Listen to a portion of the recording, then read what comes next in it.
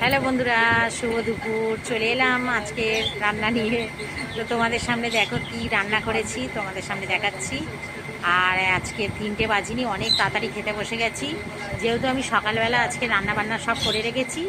আর আমার বর মাংস নিয়ে এলো বেলায়, তাই মাংসটা করলাম, তাই এত দেরি হয়ে গেল, নাহলে মাংসটাও যদি হতো অনেক তাড়াতাড়ি খাওয়া হয়ে যেত। তো দেখো বন্ধুরা, আজকে 17ই শ্রাবণ, তাই তাড়াতাড়ি চলে এসেছে। আর 17ই শ্রাবণ সবাই বাবার কাছে যাচ্ছে। তো দেখো কি রান্না করেছি, তোমাদেরকে দেখাচ্ছি। এই দেখো বন্ধুরা, ভাত বেড়ে নিয়েছি। আর এই দেখো, এই লেবু নিয়ে নিলাম, লেবু। আর এই দেখো বন্ধুরা, পটল ভাজা, পটল ভাজা।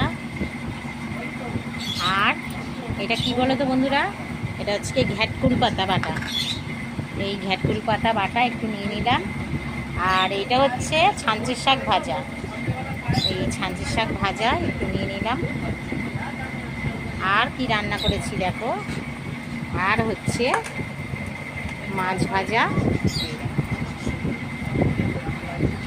এই হচ্ছে মাছ ভাজা।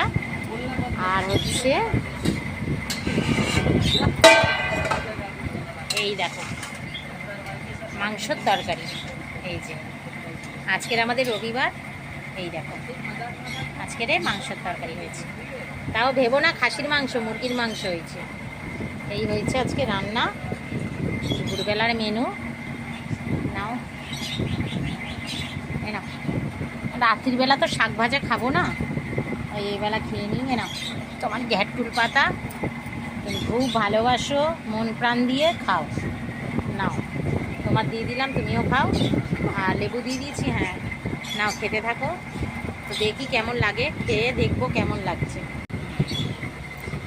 চলো খেয়ে নিই, দেখি কেমন হয়েছে ঘ্যাটকুল পাতাটা। এই দেখো বন্ধুরা, ঘ্যাটকুল পাতাটা মাখলাম, মেখে খাই।